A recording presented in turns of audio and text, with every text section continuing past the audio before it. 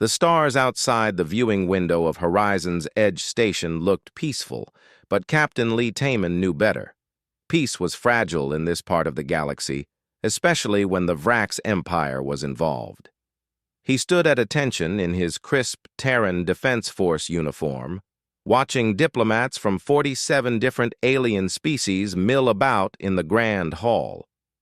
This summit was supposed to prevent a war. Taman had his doubts. "Stay alert," he whispered into his comm device. His security team was spread throughout the station, each member watching for threats. Ambassador Park Ji-woo was somewhere in that crowd of aliens, probably already negotiating with someone. The ambassador was good at her job, but Taman's job was to keep her alive. He had been a soldier for 14 years now. The scars on his body told stories of battles fought and friends lost. At 32, he felt much older. The first contact wars had aged everyone who survived them. Humans were still newcomers to the Galactic Coalition, and not everyone was happy about it. The Grand Hall was impressive. Crystal pillars stretched up to a domed ceiling that showed the cosmos beyond. Alien species of every shape and size gathered in clusters, speaking in languages that his translator struggled to keep up with. Some looked almost human. Others were so strange that Taman had to force himself not to stare. Then the Vrax delegation arrived. The crowd parted like water. Silence spread across the hall as the Vrax guards entered first, their armor black as space itself. They moved with military precision, forming two lines. Then she walked between them. Queen Ayla of the Vrax Empire. Taman had seen pictures in intelligence briefings, but they had not prepared him for the reality of her presence. She was tall and elegant, with skin that seemed to glow silver in the light. Her eyes shifted colors between purple and gold as she surveyed the room. She wore robes that flowed around her like liquid metal, and a crown of crystal sat upon her head. Everything about her spoke of power and control. The queen walked to the center of the hall where the negotiating table waited. Every eye followed her. The Vrax were feared throughout the galaxy.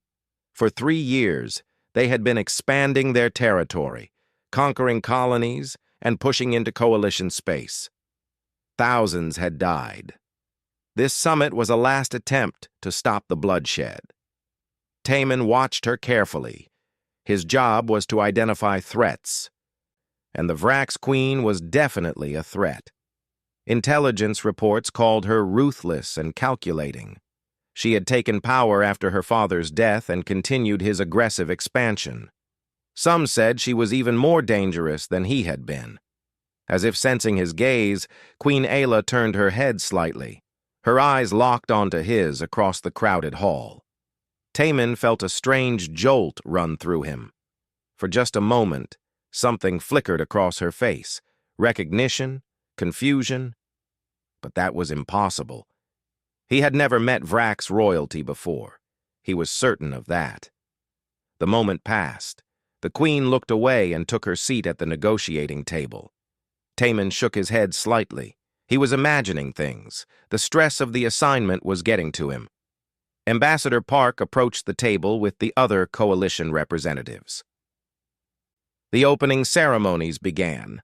Speeches were made in dozens of languages. Promises of peace were spoken, though Taman heard the doubt beneath the words. Everyone in this room knew how close they were to war. He continued his watch, scanning faces and monitoring his team's positions. His second-in-command, Lieutenant Kang Minho, checked in every 15 minutes like clockwork. Corporal Yoon Hana was monitoring the station's security systems from a nearby room. Everything seemed normal, but Taman's instincts whispered warnings. During a break in the proceedings, Taman moved closer to the diplomatic area. He wanted a better view of the Vrax delegation. The queen sat still as a statue, her face showing nothing. Her advisors whispered to her occasionally, but she barely acknowledged them. She was studying the coalition representatives, evaluating them. Once again, her eyes found Taman in the crowd. This time she held his gaze for several heartbeats. There was something in those color-shifting eyes, something that made Taman's heart beat faster. It was not attraction, though she was undeniably beautiful. It was something else, something deeper, a feeling of familiarity that should not exist. He forced himself to look away and focus on his job. Personal feelings had no place in security work. Whatever strange recognition he thought he saw was meaningless. The Vraks were the enemy, and the Queen was the most dangerous of them all. The first day of the summit ended without incident. Taman escorted Ambassador Park back to her quarters and made sure they were secure. She looked exhausted, but hopeful. "They're actually talking," she said as she stood in her doorway. "Really talking. Maybe we can avoid this war after all." Taman nodded but said nothing. He had learned long ago that hope was dangerous in his profession. Hope made you careless. Hope got people killed.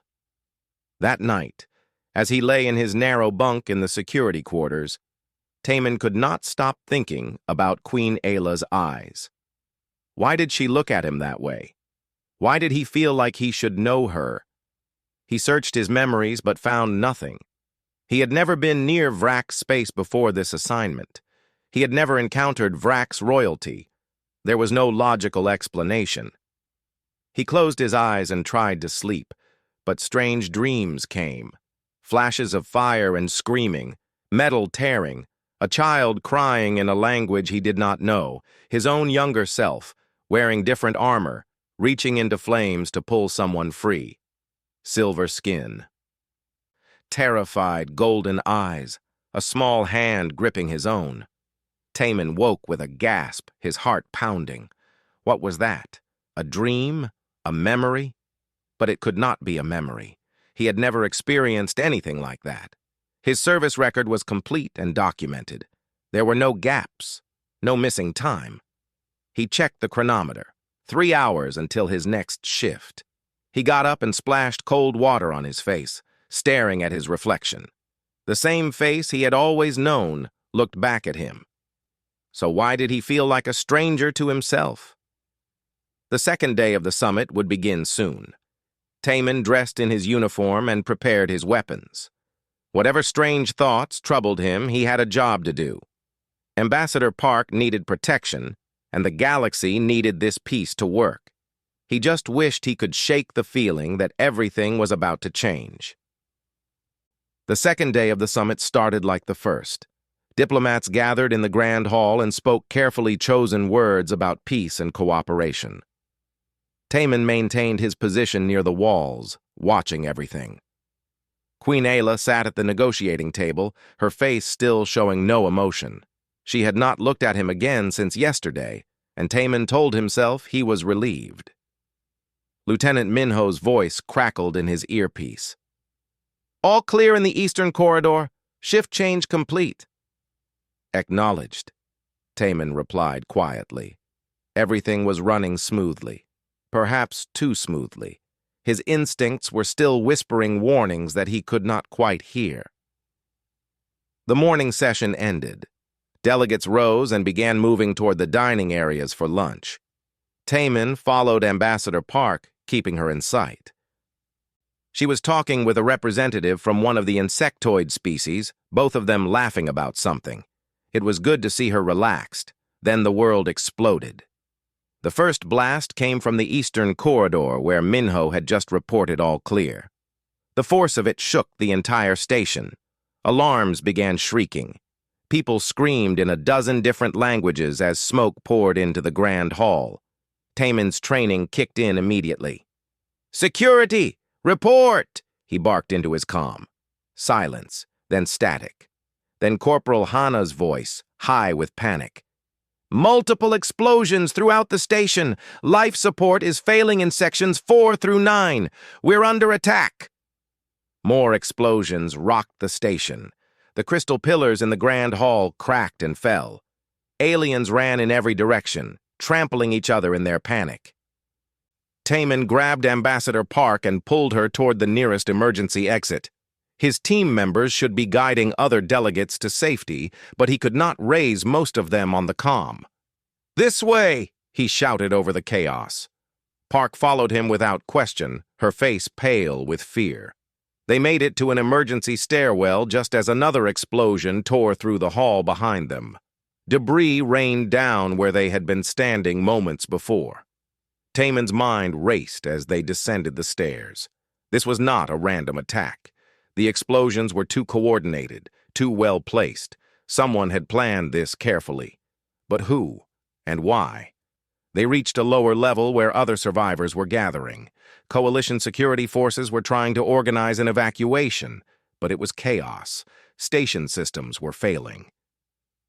The lights flickered and died, replaced by dim emergency lighting that cast everything in red shadows. "Captain Lee!" Hana's voice in his ear, clearer now. "I've accessed the security feeds. It's the Purity Front. They've taken over the command center.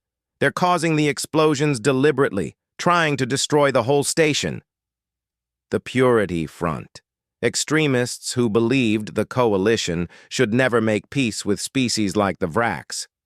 They saw the summit as betrayal. Taman cursed under his breath. Fanatics were the worst kind of enemy. "Where are the Vrax delegates?" he asked Hana. "Their section is completely cut off. Life support is failing there. They have maybe 20 minutes before the atmosphere becomes toxic." Taman's jaw tightened. The logical choice was to focus on evacuating the Coalition delegates. Save his own people first. Let the Vrax deal with their own problems. That was what Command would want. That was what made tactical sense. But his eyes found the status board on the wall. Section 7, where the Vrax delegation was housed, glowed red. Critical failure. No escape routes available. He thought of Queen Ayla's eyes. That strange moment of recognition. "Park," he said, turning to the ambassador. "Stay with the evacuation group. Follow their instructions. I'll find you once the station is secure." "Where are you going?" she asked, gripping his arm. "Something I have to do." Before she could protest, he was moving. He ignored the voices calling him back, ignored the logical part of his brain screaming that this was suicide. His instincts drove him forward through smoke-filled corridors and past damaged sections where the station's metal hull was visible through tears in the walls. Section 7 was worse than he expected. Bodies of Vrax guards lay in the corridors, killed by the explosions or by the Purity Front attackers who had come after. Toxic gas was leaking from damaged pipes, and Taman's suit alarms began blaring warnings. He sealed his helmet and activated his emergency oxygen supply. He had 30 minutes. Maybe. He found her in what remained of her quarters. The door was sealed, but the room beyond was filling with green toxic gas that hissed from broken pipes in the ceiling. Through the small window in the door, he could see Queen Ayla sitting against the far wall. Her guards were dead around her. She looked small and vulnerable, nothing like the imposing figure from the summit. Taman tried to override the door controls, but they were fried. He stepped back and shot the lock mechanism with his plasma pistol. The door groaned and opened halfway, enough for him to squeeze through. The gas was thick inside, burning his eyes even through his helmet's filters. "Your Majesty!" he called out. Ayla's head lifted slowly. Her eyes were unfocused, her silver skin pale and dull. She had been breathing the gas for who knew how long. She looked at him with confusion, as if unsure whether he was real. Taman crossed the room and knelt beside her. He pulled off his helmet and placed it over her head, sealing it quickly. She gasped as clean oxygen flooded her lungs. Her eyes widened as she realized what he had done. "Are you insane?" she whispered, her voice muffled by the helmet. "You'll die!" "Not planning on it," Taman replied, though his lungs were already burning from the gas. He held his breath as much as possible while he worked. He pulled her to her feet, supporting her weight. She was taller than him, but light, weakened by the poison. They stumbled toward the door. An explosion somewhere nearby shook the walls. The corridor outside was collapsing. Taman could see flames at the far end. They would have to go through that to reach the emergency shuttle bay. He pulled Ayla forward, his vision starting to blur from lack of oxygen.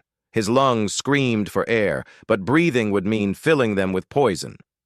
He counted seconds in his head. How long could a human hold their breath while exerting themselves? 90 seconds? 2 minutes? A support beam fell from the ceiling. Taman pushed Ayla out of the way, and it crashed across his back instead. Pain exploded through his body, but he forced himself to keep moving. They had to reach the shuttle bay, just a little further. The corridor seemed endless. His vision was narrowing to a tunnel. His legs felt like they were made of stone. But Ayla was leaning on him, trusting him, and he would not let her fall. Finally, the shuttle bay door. Taman slammed his hand against the emergency release. The door slid open, and they fell through together. He crawled toward the nearest shuttle, dragging Ayla with him. His body was shutting down. He could not hold his breath any longer. Just as his vision went black, he felt hands grabbing him, voices shouting, the hiss of a shuttle door closing, then clean, beautiful air filling his lungs as someone placed an oxygen mask over his face. He gasped and coughed, his body convulsing as it tried to expel the poison he had breathed. Strong hands held him down. Someone was speaking in a language his translator could not identify. Vrak's language, he realized. Ayla's remaining guards had found them. The shuttle engines roared to life. Through the window, Taman watched Section 7 of the station tear itself apart in a series of explosions. They had made it out with seconds to spare. He turned his head and saw Queen Ayla in the seat next to him. She had removed his helmet and was holding it in her hands, staring at it. Her eyes lifted to meet his, and they were filled with tears. She reached out and touched his face with one silver hand. Her fingers were cold against his skin. "Thank you," she whispered in perfect Earth standard.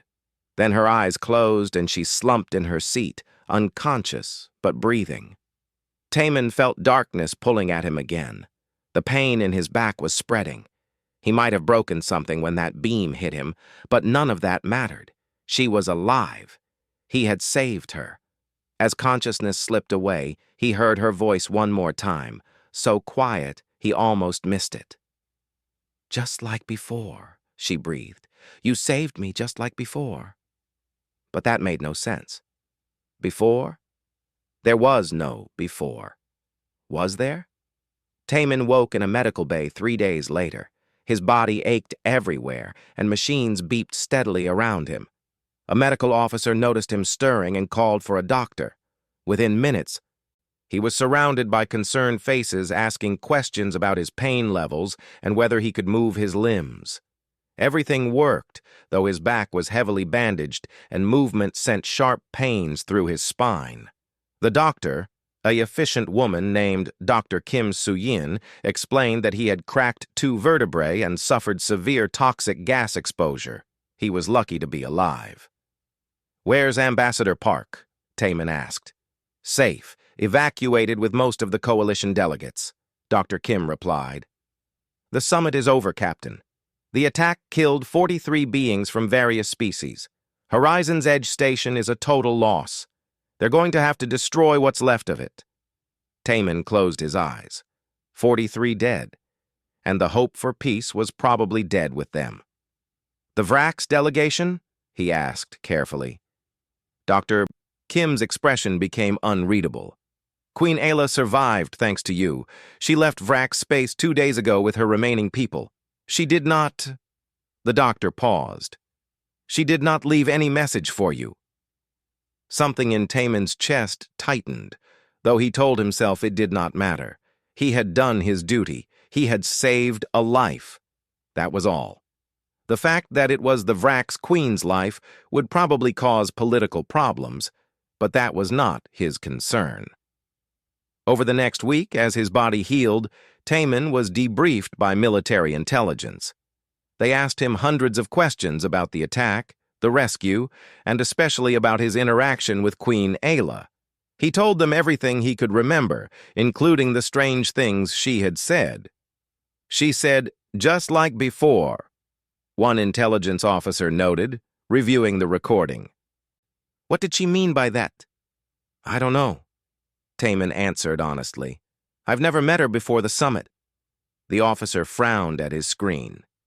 "Your service record shows no previous contact with Vrax individuals, let alone royalty. Perhaps she was delirious from the gas exposure." That was the logical explanation. Taman tried to accept it, but the dreams kept coming. Every night he saw flames and heard screaming, a child with silver skin and golden eyes, his own younger self pulling her from wreckage, promising her that everything would be okay. The dreams felt like memories, but that was impossible. He mentioned the dreams during his psychological evaluation. The counselor made notes and suggested they might be stress-induced, a manifestation of trauma from the station attack. They prescribed medication to help him sleep. It did not stop the dreams. 3 weeks after the attack, Taman was cleared for duty and given a medal for heroism. The ceremony was brief and formal. Admiral Go Do-yun pinned the decoration to his uniform and shook his hand. "You did good work, Captain," the Admiral said. "Even if it was for a Vrax, right now we need all the positive publicity we can get. The people are demanding war after what happened at the summit." "Sir, the Purity Front caused the attack, not the Vrax," Taman pointed out. "The people don't care about those details. They see Vrax expansion, they see dead coalition citizens, and they want revenge." The Admiral's expression was grim. "War is coming, Captain. I hope you're ready." Taman was not ready. He did not want another war, but he was a soldier, and soldiers followed orders. The war began 6 weeks after the summit attack. The Vrax Empire and the Galactic Coalition clashed along a dozen border worlds. Ships burned in the void of space. Colonies were evacuated or destroyed. The death toll climbed every day. Taman was promoted to commander and given command of an elite strike team.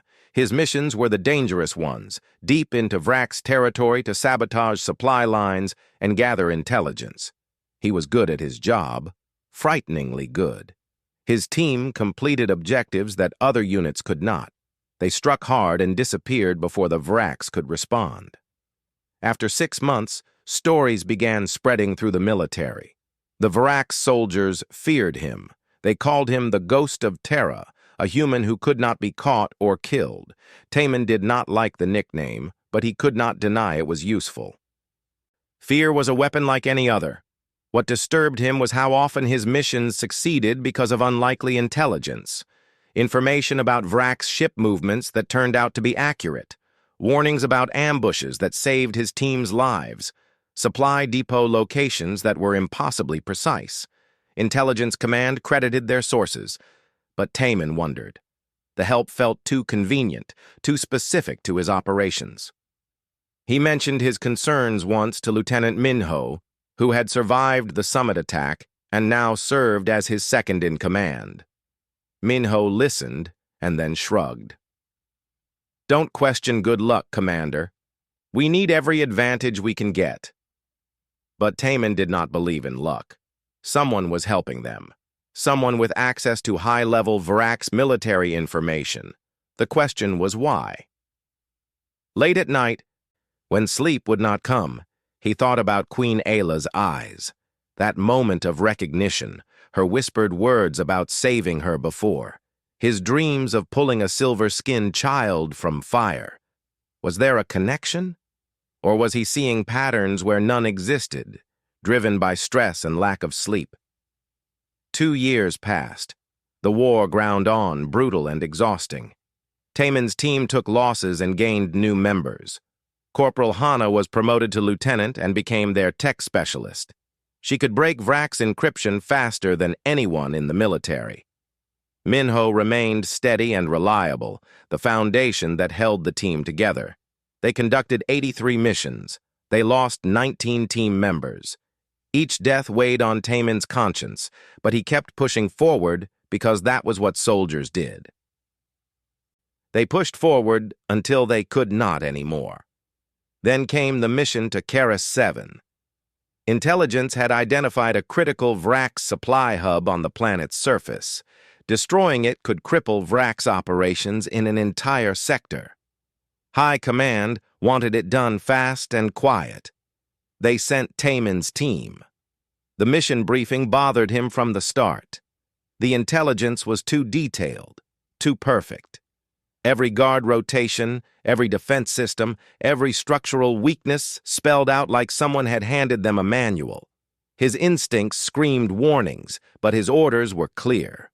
They dropped onto Keras 7 during a lightning storm, using the atmospheric interference to mask their approach.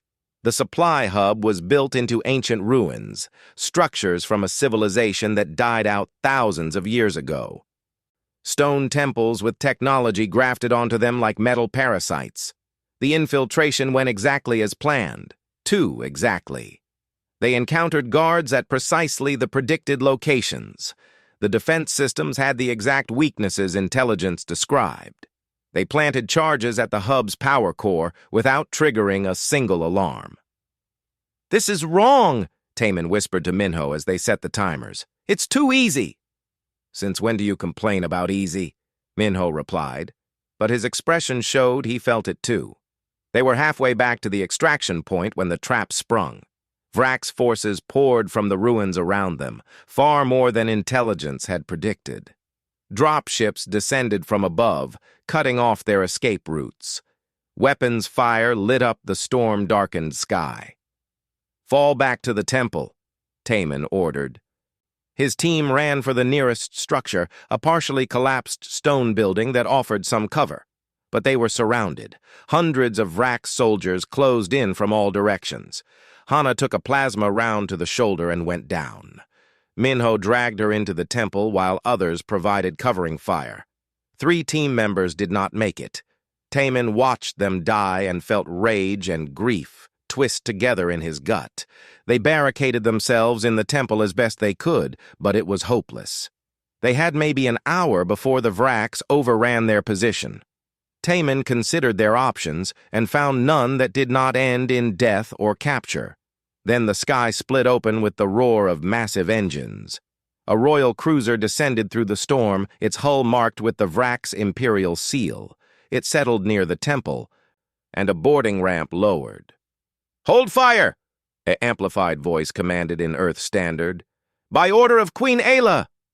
The Vrax soldiers stopped advancing. Confusion rippled through their ranks. From the cruiser emerged a figure in ceremonial armor, silver and gleaming even in the storm's darkness. She removed her helmet as she walked toward the temple, rain streaming down her face. Queen Ayla. She looked different than Taemin remembered. 2 years of war had changed her, just as it had changed him. Her eyes held sorrows that had not been there before. But she was still regal, still powerful, still impossible to ignore. She walked alone across the open ground between her soldiers and the temple, either incredibly brave or incredibly foolish. Her eyes found Taemin through the temple's broken doorway, and something in his chest lurched. She stopped 10 meters away, rain soaking her hair and armor.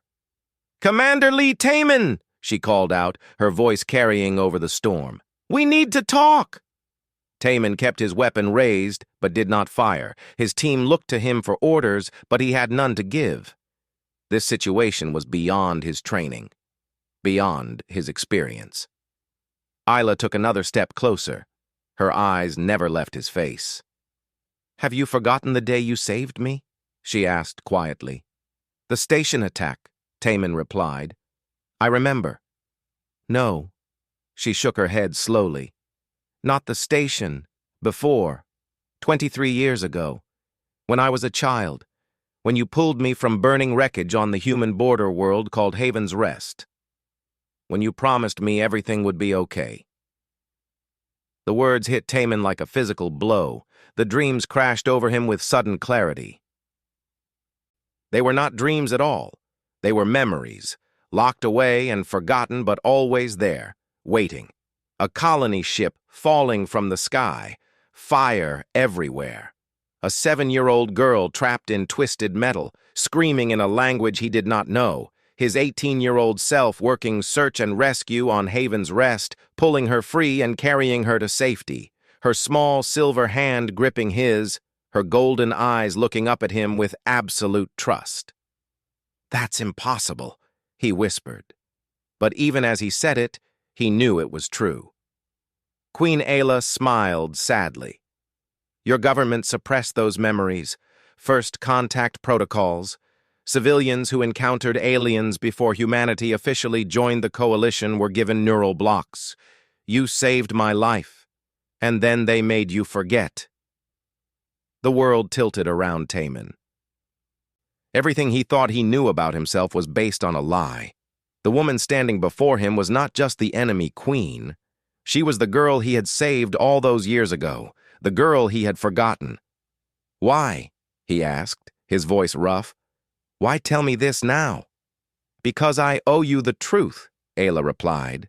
"And because I need your help. We both do. The galaxy does." She gestured to her soldiers. "Stand down. Let them go." "Your Majesty!" one of her commanders protested. "Our orders were to capture them."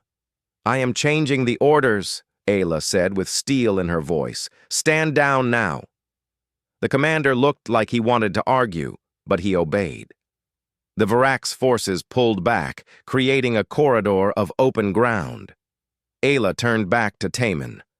"Come with me, alone. I will explain everything. Your team will be safe. I swear it." Every instinct told Taman this was a trap, but those same instincts told him she was speaking the truth. He had saved her life twice now. She had just saved his. He lowered his weapon. "Commander, no!" Minho grabbed his arm. "You can't trust her."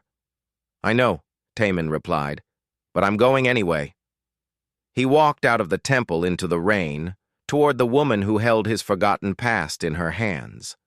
Taman followed Queen Ayla onto her royal cruiser, aware that he might be walking to his death. Her guards watched him with hostile eyes, hands on their weapons. One wrong move, and they would kill him without hesitation. But Ayla walked ahead calmly, as if she had no doubt he would follow. The interior of the cruiser was surprisingly simple.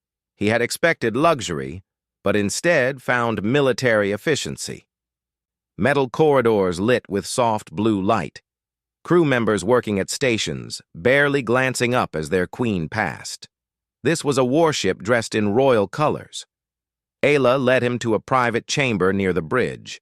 The guards stayed outside as the door sealed behind them. They were alone for the first time since the station attack 2 years ago. The room was small, containing only a table, 2 chairs, and a view screen on one wall. Ayla removed her ceremonial helmet and set it on the table. Her silver hair was damp with rain. She looked tired in a way that went beyond physical exhaustion. "Sit," she said, gesturing to one of the chairs. "Please." Taman remained standing. "My team. You said they would be safe. They are being escorted to your extraction point as we speak. They will report that you were captured during the retreat." "It is better that way." Ayla sat down heavily. "I have medical supplies being sent to treat your wounded. The woman with the shoulder injury will recover fully." "Why?" Taman asked. "Why help us? Why any of this?" "Because you deserve the truth. Because I have carried a debt for 23 years. Ayla looked up at him, and her eyes showed the weight of that time. "And because I am tired of this war that should never have happened." Taman finally sat, though he kept his body tense and ready to move. "Tell me about Haven's Rest. Tell me what they made me forget." Ayla nodded slowly. She touched a control on the table, and the view screen flickered to life. It showed an old news report, grainy footage of a crash site. He recognized the landscape of Haven's Rest, a minor colony world on humanity's border. The date stamp said 23 years ago. "My father was taking me to visit a client species," Ayla explained as the footage played. "Pirates attacked our ship. We crashed on your world. Most of our crew died in the impact. I was trapped in the wreckage. Fire was spreading. I was going to die. The footage showed rescue workers pulling survivors from the burning ship. Taman saw his younger self, barely more than a boy, wearing civilian rescue gear. He watched that young man run into the flames without hesitation. "You did not know I was alien," Ayla continued. "Your translator had been damaged. You just saw a child who needed help. You pulled me free and carried me to safety. You stayed with me until my father's people arrived. You gave me water and told me stories to keep me calm. You promised everything would be okay." On the screen, his younger self sat with a small, silver-skinned girl wrapped in an emergency blanket. Even through the poor video quality, Taman could see himself talking, trying to comfort her. The girl was looking at him like he was the bravest person in the universe. "I was 7 years old," Ayla said softly. "It was the first time I had met a human. You were so kind. You did not care that I looked different. You just wanted to help." She smiled sadly. "I never forgot your face, your voice, the way you made me feel safe." The video ended. The screen went dark. Taman sat in silence, processing what he had seen. Those memories were stirring now, breaking free from whatever lock had been placed on them. He remembered the heat of the flames, the weight of the girl in his arms, her hand gripping his, tiny and desperate. "Why did they erase my memory?" he asked. "First contact protocols," Ayla replied. "Humanity had not officially encountered other species yet. Your government decided that anyone who had early contact needed to have those memories suppressed for security reasons. They told you it was for your own protection. You agreed, believing they would unseal the memories eventually." She met his eyes. "They never did." Anger flared in Taman's chest. His own government had stolen his memories, hidden the truth from him. But that anger was for later. Right now, he needed answers to more immediate questions. "At the summit," he said, "you recognized me. The moment I saw you, you look older, harder, but I could never forget your face." Ayla stood and walked to the view screen, staring at her own reflection. "I wanted to speak to you, to thank you." "But politics made that impossible. The daughter of the Vrax Emperor could not acknowledge kindness from a human. It would have been seen as weakness." Then the attack happened. "And you saved me again, just like before. You risked your life without hesitation." She turned to face him. "After that, I could not stop thinking about you, about the kind of person who saves their enemy, about what that meant." Taman leaned back in his chair, his mind working through implications. "The intelligence. Our missions have been too successful. You've been feeding us information." Ayla did not deny it. "I have access to our military's highest secrets. I used that access carefully, making sure your team survived, making sure you survived. That's treason against your own people." "Yes." She said it simply, without apology. "I committed treason because I could not watch you die, because I owed you, because—" She hesitated. "Because I started to believe that this war was wrong." Taman stood, needing to move. "Then why the trap today? Why surround us if you were trying to help?" "I did not set the trap. My own military did." Ayla's expression darkened with anger. "There are commanders who see my mercy as weakness. They have been watching me, suspecting that I was helping the coalition. Today they moved without my authorization, using intelligence I had not approved. They wanted to capture your team and use you as leverage against me. So you came personally. I could not let them take you. I could not let you die believing I had betrayed you." She stepped closer to him. "I need you to understand something, Taman. This war, the Vrax expansion, it is not what your coalition thinks. We are not conquerors. We are refugees." Taman frowned. "Refugees from what?" Ayla touched the view screen controls again. The image that appeared made Tamin's blood run cold. It showed deep space, but not the empty void he expected. Something massive moved through the darkness between stars. Something alive. The scale was impossible to comprehend until he saw the size comparison to a planet nearby. The creature was larger than worlds. "We call them devourers," Ayla said quietly. "An ancient species that feeds on sentient life. They are coming from the galactic core, consuming everything in their path. Entire civilizations have fallen to them. My people fled ahead of their advance. We need territory, resources, safe worlds to evacuate our population. That is why we expanded so aggressively. Why not tell the Coalition this? Why not ask for help? We tried, 3 years before you joined the galaxy. The Coalition did not believe us. They thought we were making excuses for conquest. By the time they sent investigators, the Devourers had moved into a region outside Coalition space. The investigators found nothing and declared us liars." Ayla's hands clenched into fists. "My father became desperate. He decided if the Coalition would not help, we would take what we needed by force. I inherited that decision when he died." Tamin studied the image of the Devourer. It looked like something from nightmares, all writhing tentacles and mouths that glowed with sickly light. How long until they reach Coalition space? 5 years. Maybe less. They are accelerating.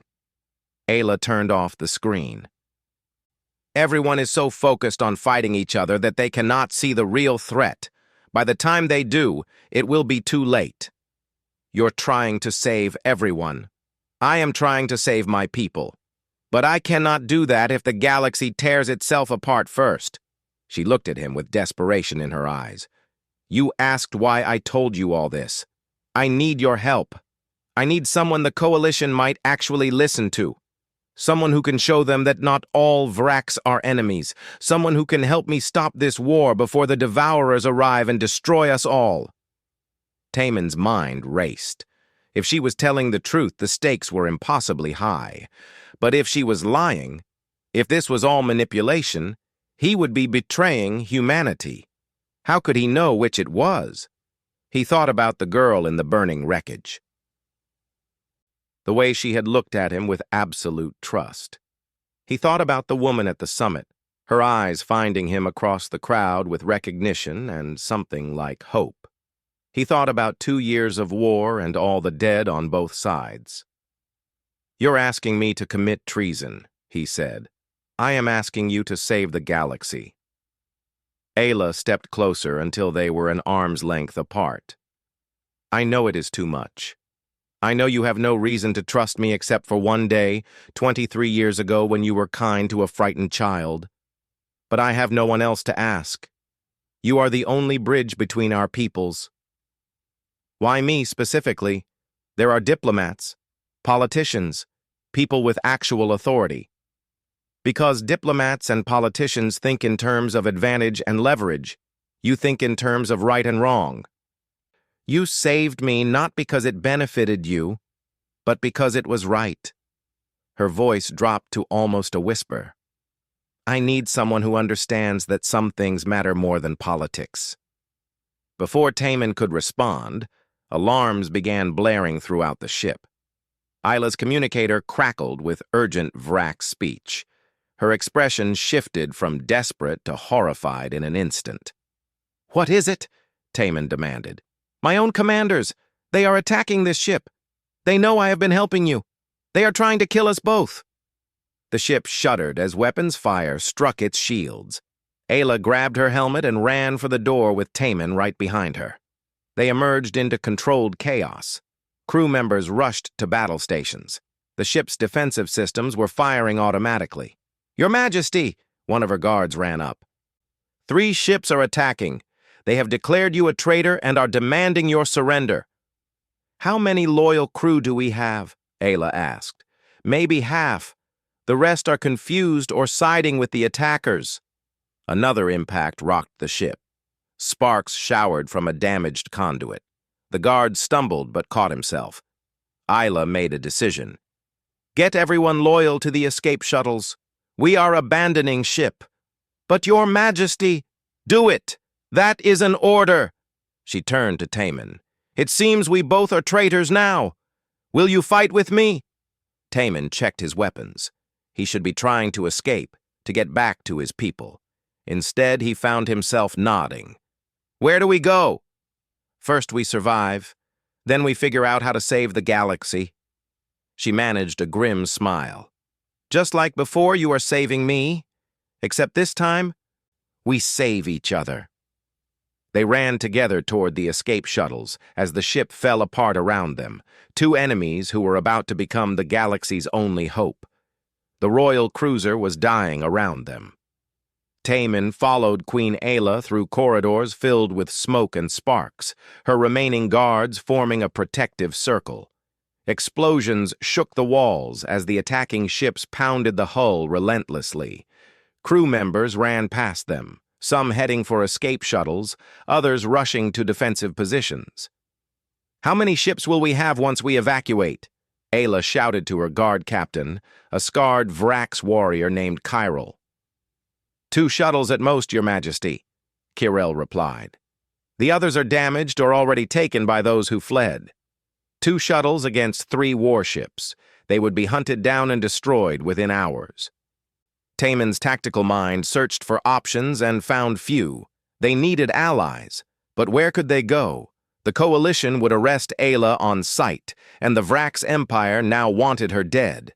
They reached the shuttle bay to find it already half filled with smoke. 2 shuttles sat ready, their engines warming up. Loyal crew members were boarding quickly while guards maintained a defensive perimeter. Maybe 30 Vrax total, all that remained loyal to their queen. Then Taman's team ran in from the opposite entrance. "Commander!" Lieutenant Minho stopped short, his weapon raised. Behind him, Lieutenant Hana and the rest of the team spread out, taking defensive positions. They saw Taman standing with the Vrax, and their faces showed confusion and betrayal. "Stand down," Taman ordered. "They're not the enemy right now." "Sir." "They're Vrax!" Hana protested. "And you're with them? What's happening?" Another explosion rocked the bay. A section of ceiling collapsed, crushing one of the escape shuttles. Now they had only 1 shuttle for nearly 50 beings, human and Vrax combined. "Everyone on the remaining shuttle now," Ayla commanded. Her people hesitated, looking at the human soldiers. Taman's team hesitated, looking at him for guidance. "You heard her," Taman said.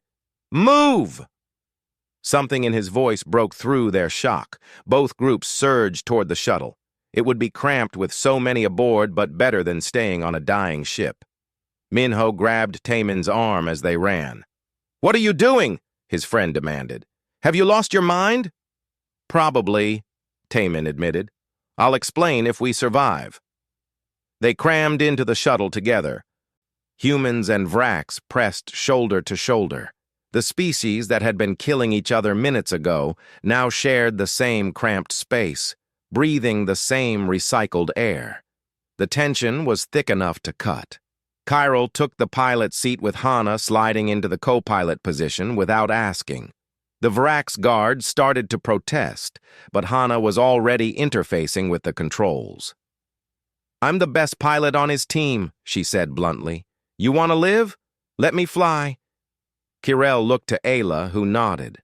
The shuttle lifted off as the bay doors exploded inward from weapons fire. They shot into space just as the royal cruiser broke in half, its reactor going critical. The explosion lit up the darkness like a newborn star. "3 warships coming around," Hana reported. "They're locking weapons." "Evasive pattern Delta," Chiral ordered. "Evasive pattern what?" Hana asked. "Bank left and down."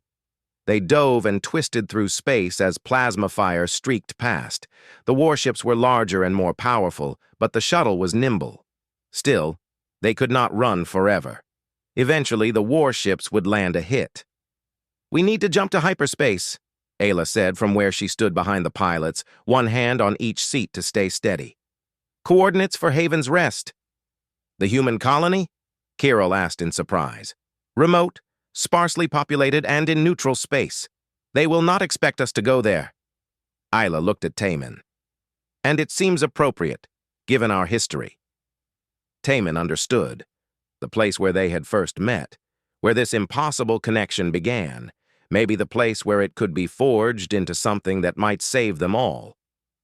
Calculating jump, Hana said, her fingers flying over controls. 30 seconds to hyperspace. The warships were closing in, their weapons charging for a final barrage. Every being in the shuttle held their breath. 20 seconds. The enemy ships fired, plasma torpedoes streaking toward them. 10 seconds. The torpedoes got closer, filling the view screen with killing light. Jump! Kirill shouted.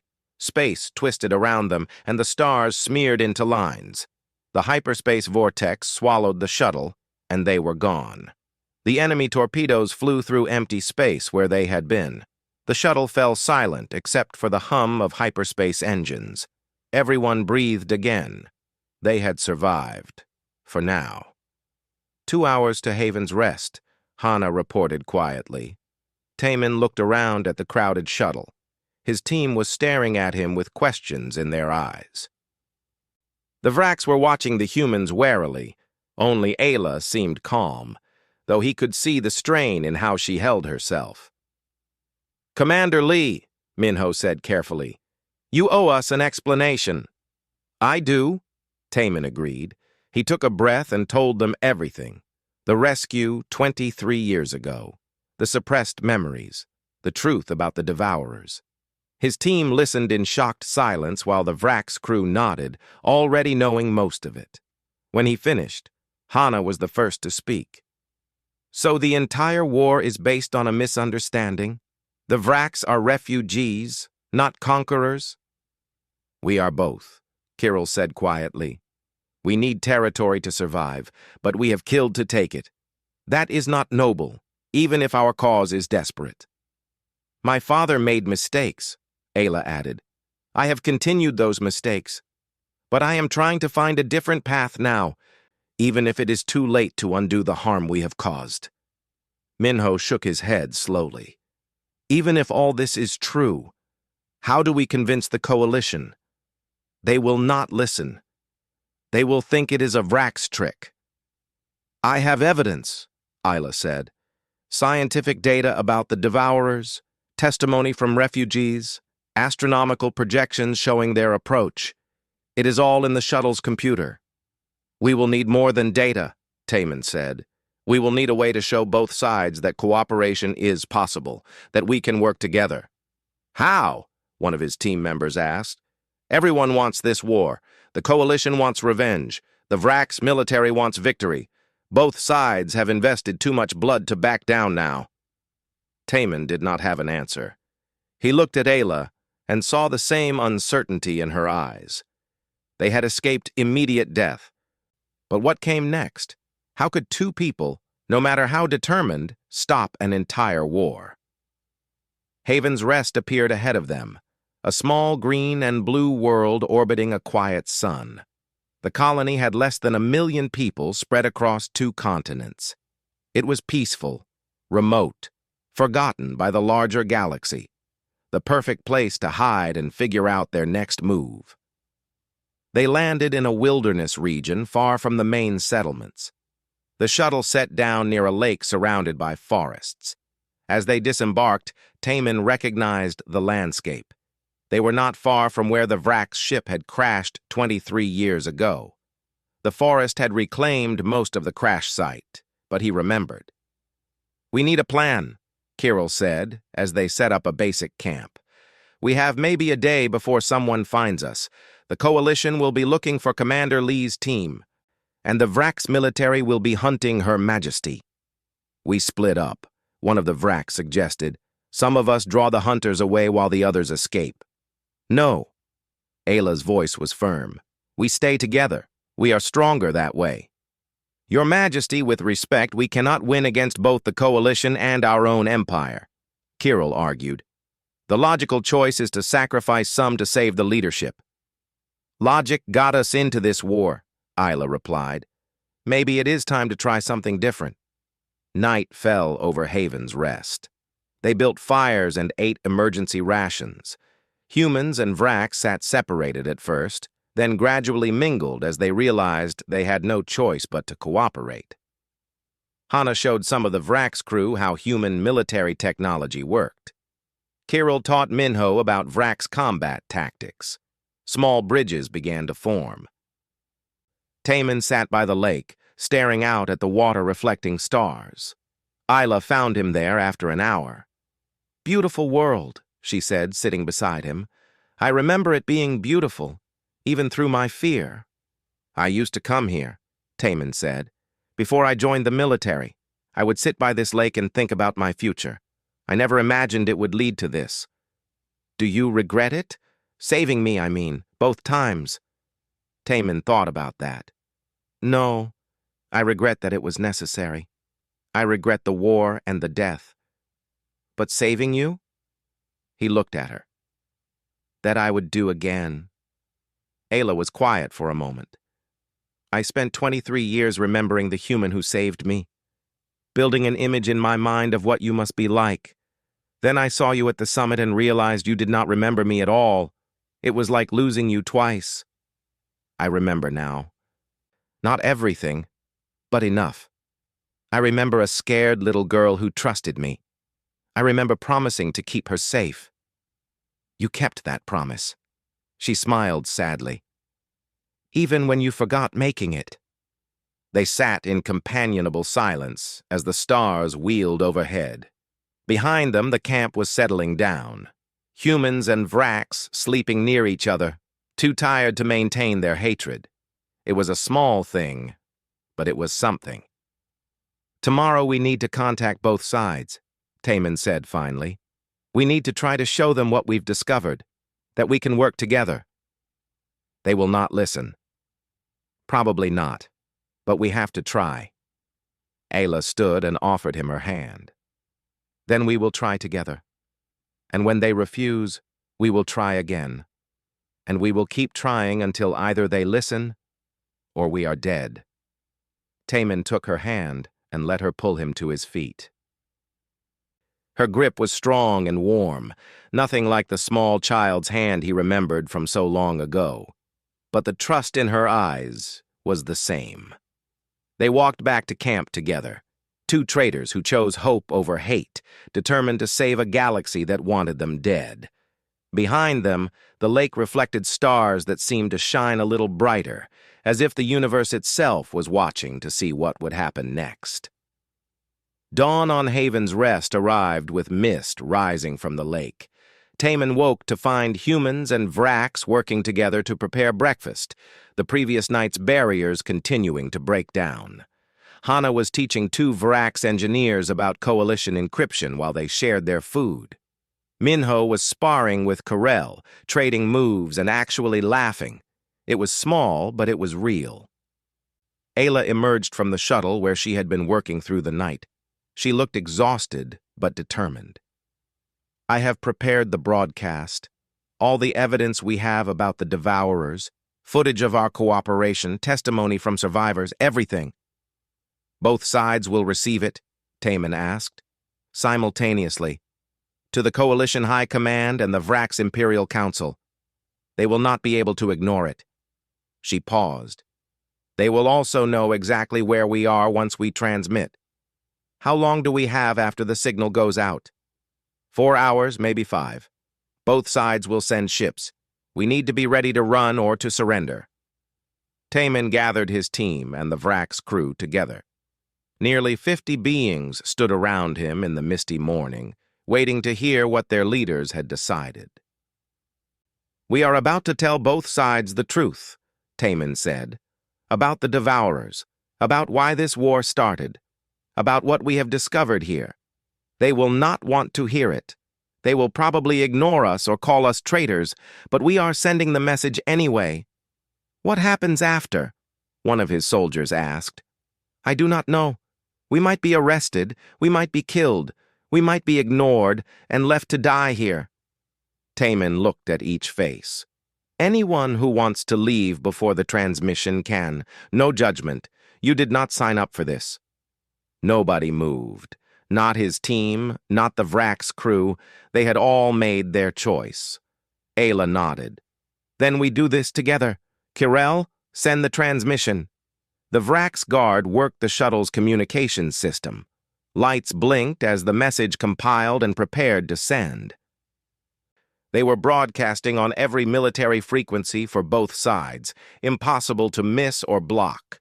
It was bold to the point of recklessness, but subtle had not worked. "Transmission away," Kirill announced. They waited. The broadcast would take time to reach the nearest Coalition and Vrax receivers, more time for commands to travel back. All they could do was prepare.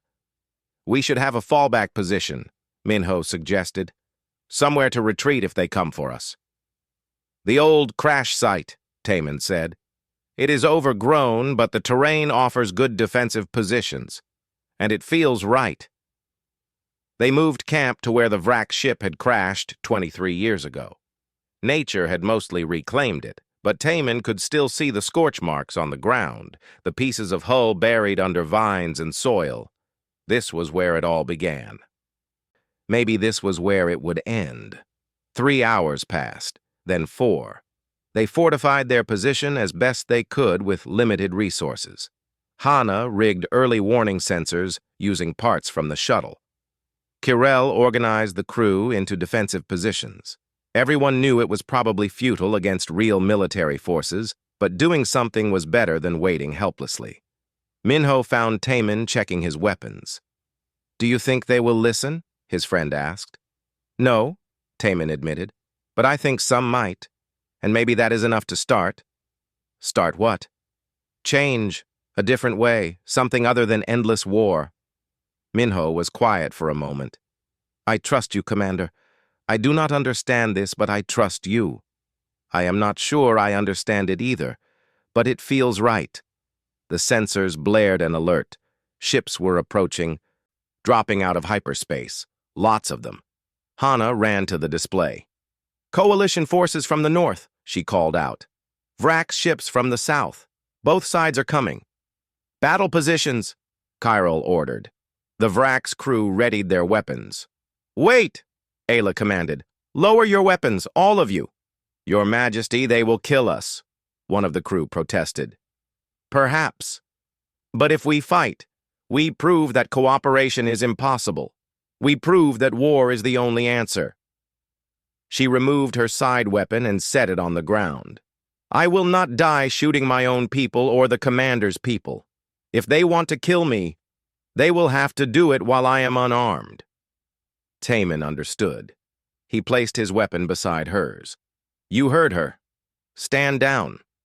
One by one, human and Vrax soldiers lowered their weapons. They stood together in the clearing. Armed forces approaching from both directions and chose to be defenseless. The coalition ships landed first, heavy troop carriers that disgorged soldiers in full combat armor. They formed a perimeter around the clearing, weapons raised. Taman recognized the unit insignia. These were elite forces sent to capture or kill them. Then the Vrax ships landed, and their soldiers poured out to face the coalition troops. For a moment, it looked like a battle would erupt right there, both sides firing through Taman's group to get at each other. A figure stepped forward from the coalition forces, Admiral Go Do-yun, the same officer who had given Taman his medal after the summit attack. His face was hard as stone. "Commander Lee Taman," the admiral called out, "you are charged with treason, aiding the enemy, and desertion. Surrender immediately." From the Vrax side, a tall warrior in ornate armor approached. "Queen Ayla, you are charged with betraying your people and consorting with the enemy. You will return to face judgment." "I will not," Ayla called back. "Not until you hear what we have to say." "We heard your transmission," the admiral said coldly. "Fantastic claims with convenient evidence. We are not fools to be swayed by Vrax lies." "They are not lies," Hana shouted. "We saw the data. The devourers are real." "Silence," the admiral gestured sharply. "All of you have been compromised. You will return to base for debriefing and trial." The Vrax commander spoke. The human soldiers will be taken as prisoners. Queen Ayla will return home to face execution for her betrayal. This is our final offer. Taman felt the moment balanced on a knife's edge. One wrong word and bullets would fly, but maybe one right word could change everything. 23 years ago, he called out loudly, his voice carrying across the clearing. On this very spot, a Vrax colony ship crashed. I was part of the rescue team. I pulled a 7-year-old Vrax girl from the wreckage. Her name was Ayla. The Admiral's expression did not change, but some of the Coalition soldiers shifted, listening. Your government erased my memory of that day, but the girl never forgot. She grew up to be the woman standing beside me now. When she saw me at the summit, she recognized the human who saved her life. Taman gestured to the mixed group around him. Look at us, humans and Vrax, standing together. Not fighting, not killing, working to survive. If we can do it, anyone can. Pretty speech, the Admiral said. It changes nothing. It changes everything. Ayla stepped forward. I have been your enemy. I have ordered attacks on Coalition ships. I have the blood of your people on my hands. But I am trying to do better now. We all are, because the alternative is extinction.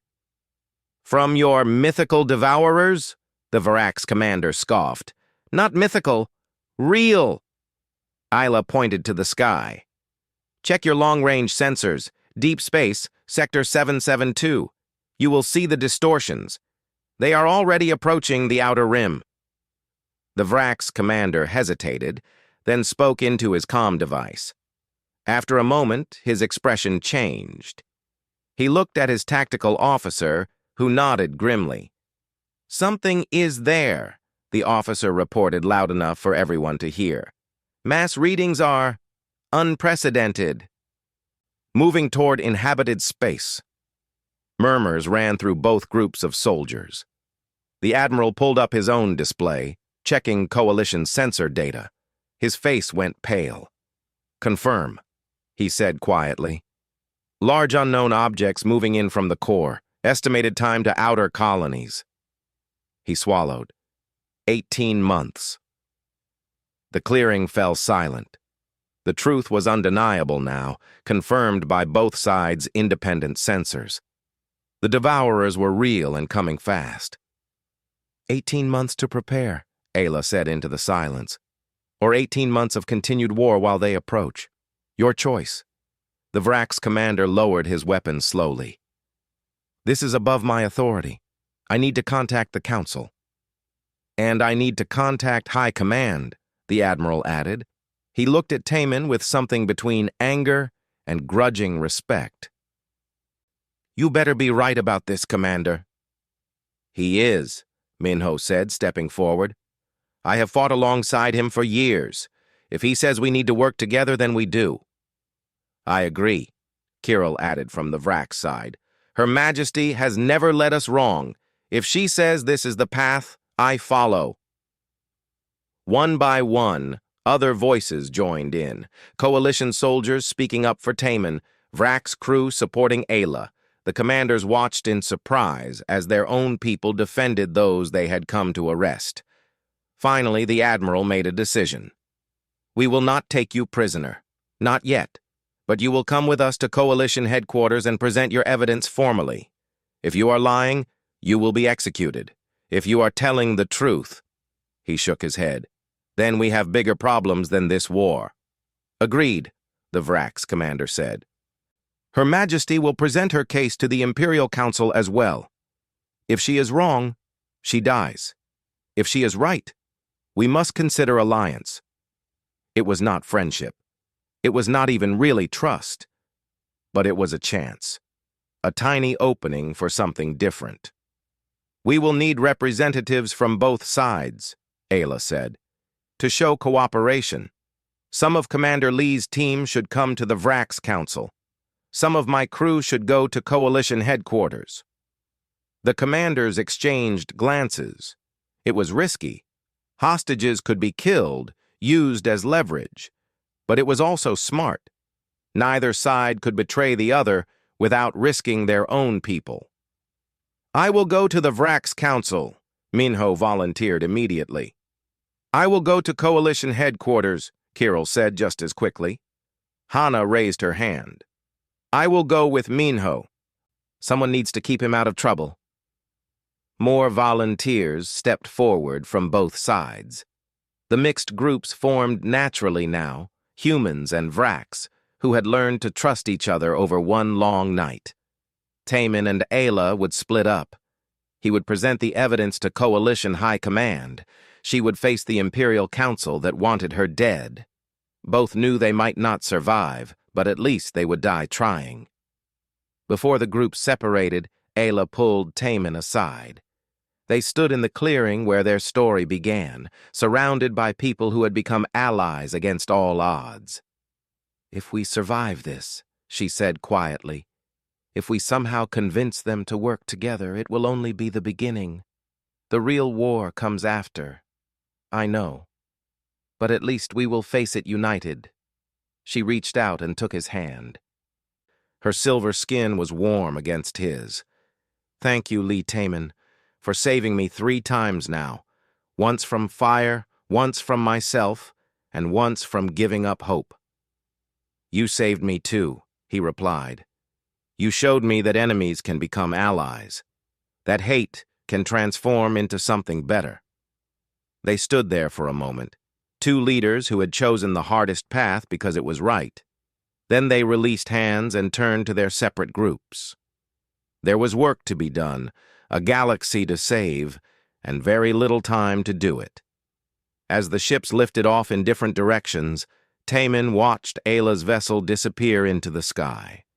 He did not know if he would see her again. But he knew that what they had started here would not stop, no matter what happened to them personally.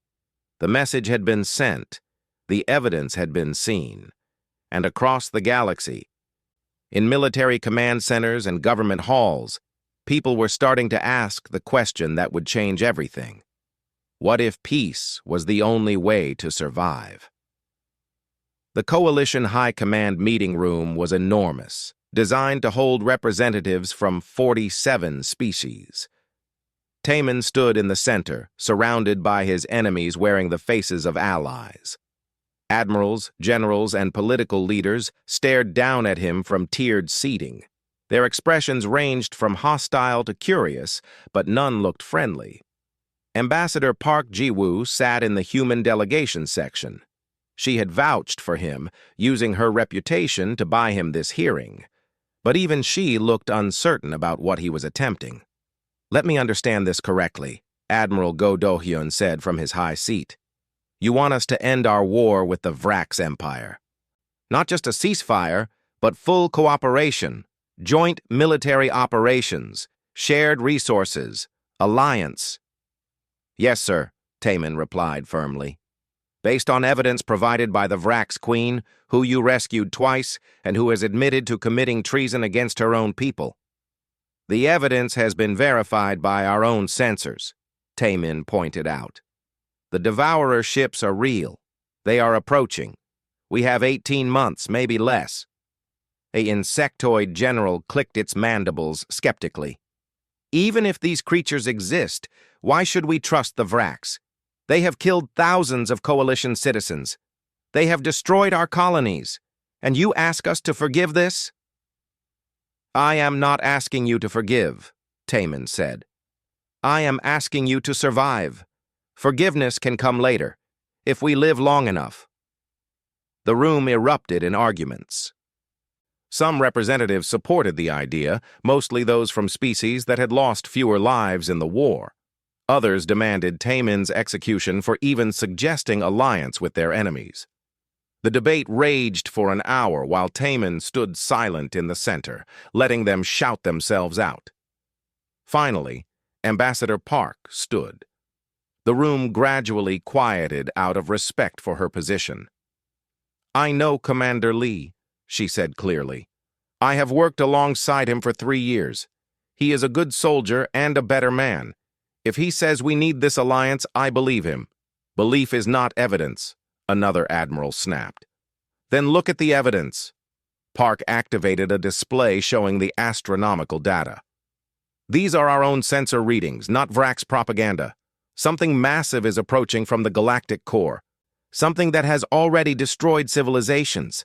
We can keep fighting each other and die, or we can work together and maybe survive. The display shifted to show footage from the camp on Haven's Rest. Humans and Vraks working together, sharing food, teaching each other. It looked peaceful, almost mundane. But that was the point. It was possible. This was taken 2 days ago, Park continued. These soldiers hated each other. They had been trying to kill each other for 2 years. Then they spent one night cooperating and everything changed. If they can do it, we can do it. An alien representative with 4 eyes studied the footage carefully. Where is the Vrak's queen now? Presenting the same evidence to her Imperial Council, Taman answered. She faces execution for betraying her people to help us. But she is doing it anyway because she believes unity is the only path to survival. Or because it is a clever trick, the skeptical admiral muttered. The Vraks gain everything if we lower our defenses.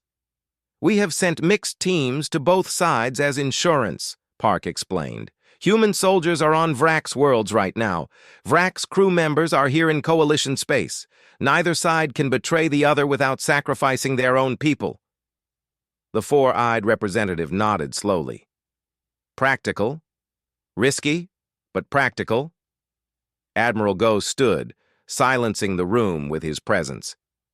I have reviewed all the evidence. The sensor data is compelling. The threat appears real.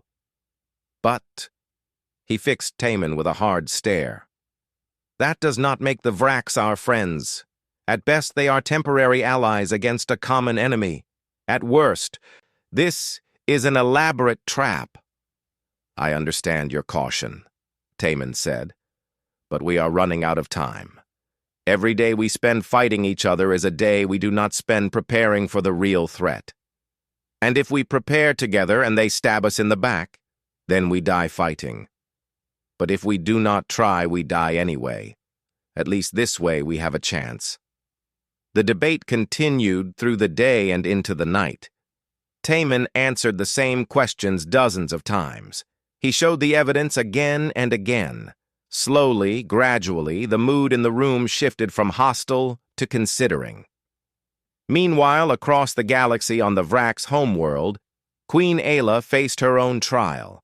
The Imperial Council sat in a circular chamber carved from black stone.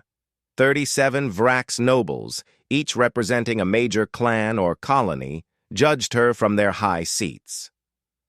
At the center of the circle stood Ayla, dressed in simple robes without her crown. She had been stripped of her royal authority until the council decided her fate. You have confessed to treason, the High Judge declared. You have aided our enemies. You have shared military secrets. By Vrak's law, the punishment is death. I accept whatever punishment you decree, Ayla replied calmly. But first, you must hear the truth. We have heard your claims about the Devourers, another council member said dismissively. Your father spoke of them too, and we investigated. We found nothing. Because you looked in the wrong place at the wrong time. They are nomadic, moving between galaxies. They were outside your search area 3 years ago. Now, they are here. Ayla activated a holographic display showing the latest sensor data. Check your own military's readings. They cannot deny what is clearly visible. The council members consulted with their advisors. Whispered conversations filled the chamber. Finally, the High Judge spoke again. Our sensors confirm large objects approaching the outer rim, but why should we believe they are hostile? Perhaps they are simply large space fauna migrating through the cosmos. Then explain the dead zones they leave behind, Ayla said. She changed the display to show regions of space where once inhabited systems now showed no life signs. Civilizations that existed for thousands of years, gone completely. Worlds stripped of all biological matter, That is not migration. That is feeding. A younger council member stood. Even if this threat is real, why should we ally with the coalition? We can defend ourselves. Can we? Ayla challenged. We have been fighting the coalition for 3 years and making no progress. We are refugees, spread thin across stolen territory. The devourers will consume us first because we are weaker and divided. Our only chance is unity. Unity with those who hate us. Who would execute us the moment we lower our guard? I have been to the coalition headquarters with their soldiers, Carol said, stepping forward. The Vrax guard had been allowed to testify on Ayla's behalf. They are not monsters. They are people, like us. They fear us as we fear them, but they are also willing to listen. You too have been corrupted, an older council member accused. Working with humans has made you weak. Working with humans has made me see them as equals, Carol replied. They fight with honor. They protect their own. They are not so different from us. The only difference is that they chose cooperation when it mattered most. The council fell into heated debate. Hours passed.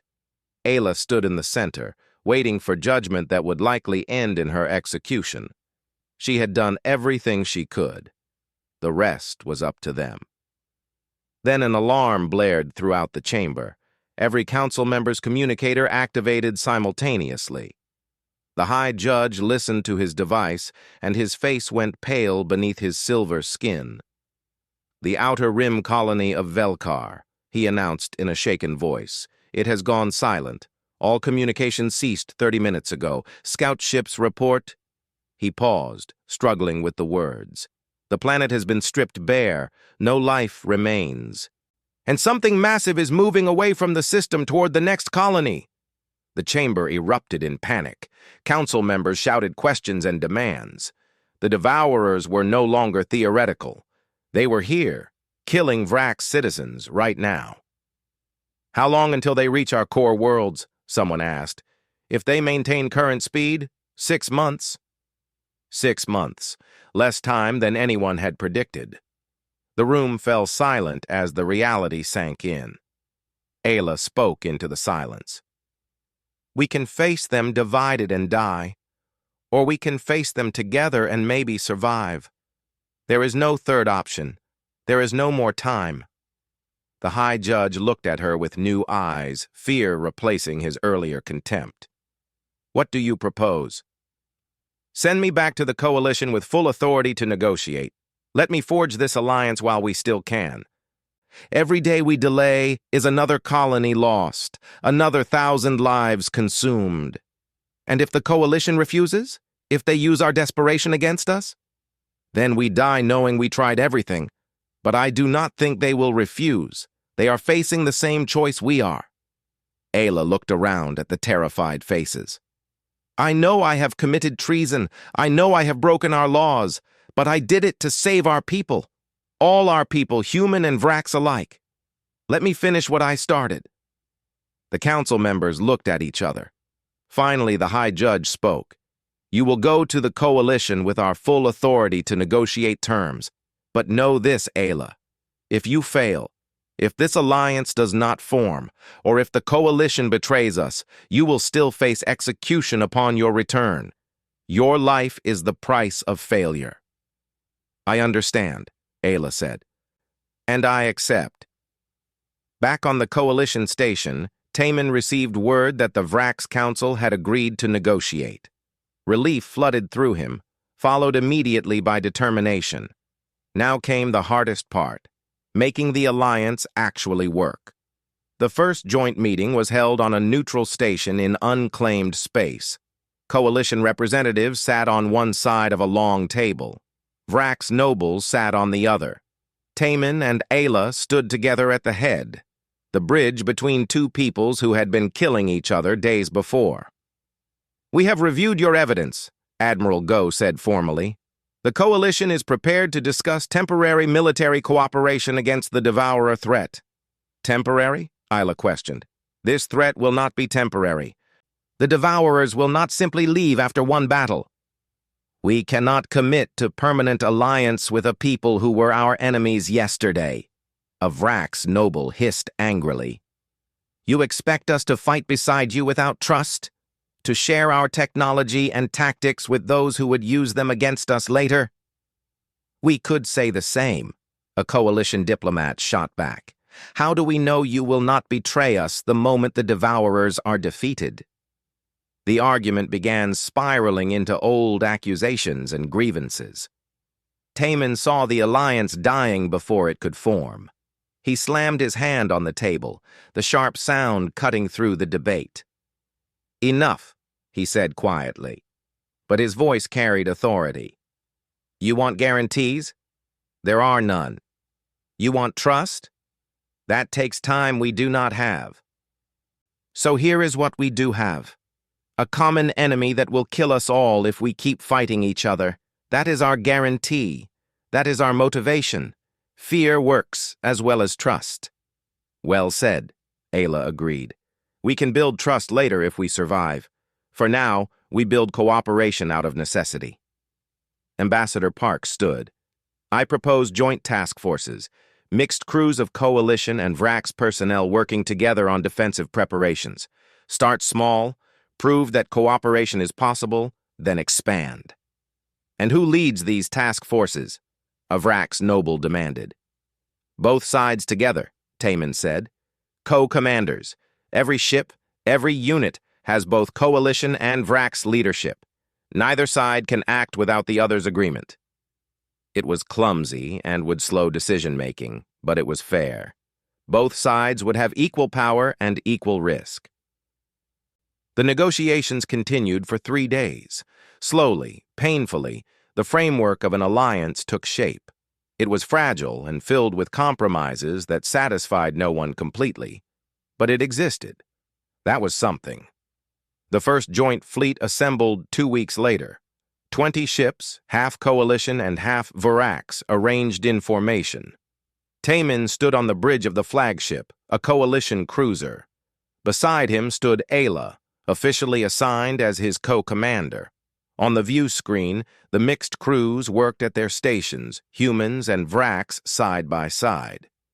It is strange, Ayla said quietly, watching the screen. A month ago, these people were trying to kill each other. Now they are teammates. People adapt, Taman replied, when they have to. Do you think it will last, after the Devourers are defeated? I do not know. But I think we have a chance. He looked at her. You risked everything for this. Your throne, your life, your reputation. Was it worth it? Ayla smiled. Ask me again if we survive. Then her expression became serious. The first Devourer ship has entered the Kelvon system. They will reach the colony there in 12 hours. Then we have 12 hours to prove this alliance works. Taman activated the ship-wide communication. All crews, this is Commander Lee. We are heading into battle against an enemy none of us have faced before. But we do not face it alone. Coalition and Vrax, human and alien, we are one fleet now. We fight together or we die separately. I know which option I choose. The fleet jumped to hyperspace together, streaking toward Kelvon system and the first real test of their alliance. They emerged from hyperspace to find horror waiting for them. The Devourer ship was like nothing in their military databases. It was biological, a living creature the size of a moon. Tentacles longer than battleships writhed around its body, mouths opened across its surface, each one glowing with sickly bioluminescent light. It was feeding on Kelvon Prime, massive appendages wrapped around the planet like a spider consuming its prey. Mother of stars, Kirill breathed from his station. How do we fight that? Together, Taman said grimly. All ships, attack formation Beta, target the feeding tentacles. If we can make it release the planet, we buy time to evacuate survivors. The fleet moved as one, Coalition and Vrax ships working in coordinated patterns they had practiced for 2 weeks. It was not perfect, but it was functional. Weapons fire streaked across space, plasma and missiles striking the Devourer's hide. The creature responded. Smaller organisms detached from its body, drone creatures that swarmed toward the fleet like angry insects. They were fast and numerous, overwhelming the fleet's defenses. "Vrax fighters, take the swarm on the left," Ayla commanded. "Coalition ships focus on the main body." The battle was chaos. Ships exploded. Crew members died. But they were holding together, human and Vrax pilots covering each other's backs, engineers from both species working frantically to keep damaged ships running. Taman watched it all from the bridge, making split-second decisions. Beside him, Ayla did the same. They moved in sync, each anticipating the other's tactics, their cooperation born from trust built over impossible circumstances. "The planet!" Hana called from her station. "The Devourer is releasing it!" The massive creature's tentacles withdrew from Kelvon Prime. The fleet's attack was working. But at what cost? They had already lost 4 ships with hundreds of crew members aboard. "All ships, form defensive perimeter around Kelvon Prime," Taman ordered. "Evacuate as many civilians as we can." The Devourer was retreating now, pulling back into deep space. It was wounded but not dead. It would recover and attack again. But they had proven something important today. They could hurt it. They could fight back. Together. The evacuation took 6 hours. Millions of Vrax civilians were pulled from the dying planet and loaded onto Coalition and Vrax ships without distinction. Families that had lost everything were given shelter by the people they had considered enemies days before. Children were carried to safety by soldiers of both species. Minho found Taman in the aftermath, both of them exhausted. "We saved them," his friend said quietly. "Not all of them, but millions." "It is a start," Taman agreed. "The crew is talking, saying you and Queen Ayla fought like you had been a team for years. They are calling you the bridge." "The bridge?" "The connection between two peoples, the proof that cooperation works." Minho smiled tiredly. "It is a good name. Better than Ghost of Terra." Taman found Ayla in the observation deck, staring out at the stars. She looked as exhausted as he felt, but there was something else in her expression. Hope, maybe, or determination. "We lost 643 people today," she said as he approached. "Coalition and Vrax combined. Each death weighs on me." "On both of us," Taman said, standing beside her. "But we saved millions, and we proved the alliance can work. One battle does not win a war. No, but it shows the war can be won." They stood in silence, watching the fleet regroup. Mixed crews were helping each other repair damaged ships. Survivors from both species comforted each other, united by shared trauma and victory. 23 years ago, you saved a little girl from fire," Ayla said softly. "You could not have known that girl would grow up to lead her people. You could not have known that one act of kindness would eventually save millions. I just saw someone who needed help. That is what makes humans remarkable. You act without calculating advantage. You save lives because it is right, not because it benefits you." She turned to look at him. "My people have spent centuries calculating every move, seeking advantage in everything. It took a human to show me that sometimes the right path is the one that costs the most. You paid more than I did. You gave up everything and gained something better, a future where my people do not have to choose between survival and honor, a galaxy where enemies can become allies." She smiled. "I think that is worth a throne." The fleet remained at Kelvon system for another day, helping with evacuation efforts and establishing defensive positions. Then they moved on to the next threatened world, and the next. Each battle taught them more about the Devourers and more about working together. Months passed.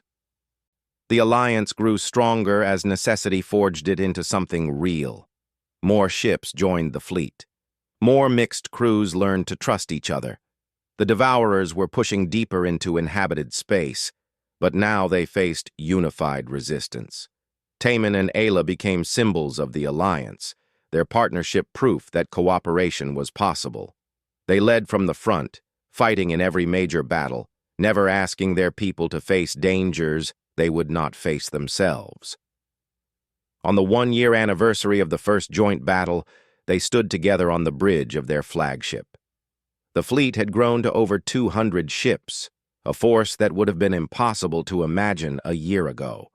They had lost thousands, but saved millions. They had proven that the galaxy could unite when it mattered most. "Do you remember when I asked if you had forgotten the day you saved me?" Ayla asked. "I remember," Taman replied. "I asked the wrong question. I should have asked if you would save me again, and keep saving me until we change the galaxy." Taman smiled. "And what would you have said if I asked you the same question?" "I would have said yes. Every time. Because that is what we do now. We save each other. We save everyone we can." She looked at him with eyes that shifted between purple and gold, eyes that had seen war and hope and everything between. "We are the bridge, you and I. The connection that holds this alliance together. As long as we stand together, there is hope." "Then we will keep standing," Taman said, "until the Devourers are defeated, until the galaxy is safe. However long it takes." They looked out at their fleet, at the impossible alliance that had formed from desperation and determination. Human and Vrax ships flying side by side, crews that had learned to trust each other, a galaxy learning to work together instead of tearing itself apart. The war was far from over. The Devourers still came, hungry and relentless, but now they faced something they had never encountered before. A galaxy united, refusing to surrender, fighting with everything they had. And at the center of it all stood two people who had saved each other more times than either could count. A human soldier and an alien queen who chose hope over hate, unity over division, and showed the galaxy that even the most impossible alliances could work if people were willing to try. The stars outside shone bright with promise. The future was uncertain, but for the first time in a long time, it was also full of possibility. They had built something that would last beyond the war, beyond themselves. They had built a bridge between worlds and nothing would tear it down. Together, they turned from the window and walked back to their duties, ready to face whatever came next. Because they faced it together, and that made all the difference.